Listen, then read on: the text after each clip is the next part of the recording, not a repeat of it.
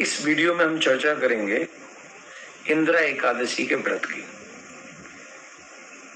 क्योंकि ये श्राद्ध पक्ष में भी पड़ रही है और श्राद्ध पक्ष में पड़ने के कारण इस एकादशी का महत्व बहुत बढ़ जाता है। हम लोगों को बहुत ध्यान से इस एकादशी का व्रत करना चाहिए। कोई भी कार्य ऐसा न करें जिससे हमारे पितृ हमसे रुष्ट हों। और इस समय बहुत बड़ी बात कि कई लोगों को ये सामंजस्य रहता है कि इस एकादशी के दिन हम लोग अपने पितरों का श्राद्ध कर सकते हैं अथवा नहीं कर सकते। तो इस पे भी बहुत ध्यान से आपको ये पूरी कथा व्रत का पूरा इस वीडियो को आप सुने और ज्यादा से ज्यादा जल्दी लोगों को शेयर कर दें, क्योंकि मुझे पता है मैं लेट से ये वीडियो बना रहा हूँ। अश्विन मास के कृष्ण पक्ष की एकादशी का नाम है इंदिरा एकादशी। पितृपक्ष में आने के कारण इस एकादशी का महात्म और भी ज्यादा बढ़ जाता है।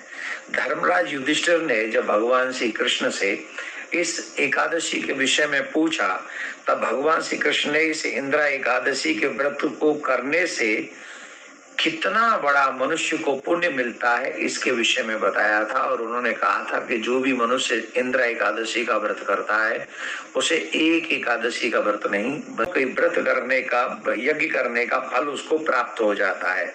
पितृपक्ष में इस एकादशी को आने से पितृगणों की आत्मा को तृप्त करने का अवसर भी मनुष्यों को प्राप्त होता है। और जो इस व्रत को ढंग से करते हैं उनके पितृ भी तृप्त उनसे हो जाते हैं, उन्हें पितरों की भी आशीर्वाद प्राप्त हो जाती है।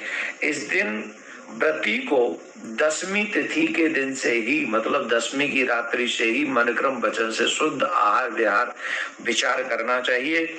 और उसके बाद में एकादशी जब हो तो पहले तो हम बता दें, एकादशी 28 तारीख को हम लोग रखेंगे। 28 तारीख को हम लोग सुबह ब्रह्म मुहूर्त में उठें, स्नान करें। स्नान करने के बाद फिर संकल्प करें, अपने हाथ में जल लेकर संकल्प और कहें कि हम एकादशी का व्रत करेंगे। और फिर उस एकादशी के दिन स्नान के बाद, संकल्प के बाद भगवान का पूजन करें, अर्चन करें, वंदन करें। और वंदन करने के बाद में हम भगवान का, नारायण का, जो भी आपके इष्ट हैं उनका ज्यादा ज्यादा पूजन करना चाहिए, ज्यादा ज्यादा मंत्र का जाप करना चाहिए, असत्य वाणी से बचना चाहिए, क्रोध करने से बचना चाहिए, पृथ्वी पर शयन करना चाहिए, रात्रि में जागरण करना चाहिए, जो शयन तो करना ही नहीं चाहिए, मतलब समझ गए। और इस दिन अपने पितरों को ज्यादा याद करें, भगवान को याद करें, कीर्तन करें और ज्यादा ज्यादा इसमें जितना भी इस एकादशी के दिन भजन दान जो मनुष्य जितना करेगा उसका लाभ उसको उतना ही मिलेगा।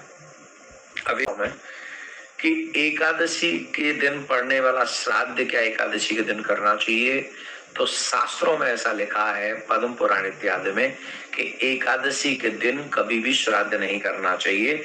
जो एकादशी के दिन श्राद्ध करता है वो तीनों नरक में जाते हैं। तीन कौन? श्राद्ध करने वाला, श्राद्ध खाने वाला और जिसका नाम से श्राद्ध किया जा रहा है वो। तो ये तीनों ही नरक में जाएंगे। इसका मतलब है एकादशी का श्राद्ध द्वादशी के दिन करना चाहिए, कभी भी एकादशी के दिन, क्योंकि अन्नदान मना है। व्रत करोगे एकादशी का व्रत में अन्न तो खिला नहीं सकते, बिना अन्न के वो श्राद्ध लगेगा नहीं। तो तीनों को नरक में जाना पड़ेगा। इसके लिए बहुत सावधानी रखें कि एकादशी के दिन हम श्राद्ध न करें और श्राद्ध द्वादशी के दिन उनके नाम से करना ही चाहिए। इस दिन एक और काम करना चाहिए। इंदिरा एकादशी के दिन हम सबको हमारे आसपास में जो पीपल हो वहां तिल के तेल का दीपक जलाना चाहिए और तिल के तेल का दीपक जलाकर 11 परिक्रमा करनी चाहिए। पितरों को प्रसन्न करने के लिए, उनके कल्याण के लिए उनसे प्रार्थना करनी चाहिए और कहना चाहिए कि आप हम पर प्रसन्न हो, आप हमारे ऊपर दया करें। इस उपाय को करने से आपके पितर भी आप पर प्रसन्न होंगे। और मैं आपको पारायण का समय बता रहा हूँ, 29 तारीख को 6:05 से 7:50 तक पारायण का समय रहेगा। तो इस वीडियो को आप लोग ध्यान से सुने। भगवान श्री कृष्ण के बताए हुए इस एकादशी महात्म का बहुत बड़ा फल है। पितरों को प्रसन्न करने का भी बहुत बड़ा फल है। भी दान पुण्य हो सके अपने पितरों के नाम से करें, जिससे आपके पितर आप पर प्रसन्न हो और आपकी हो जाए। बहुत बहुत धन्यवाद। राधे राधे।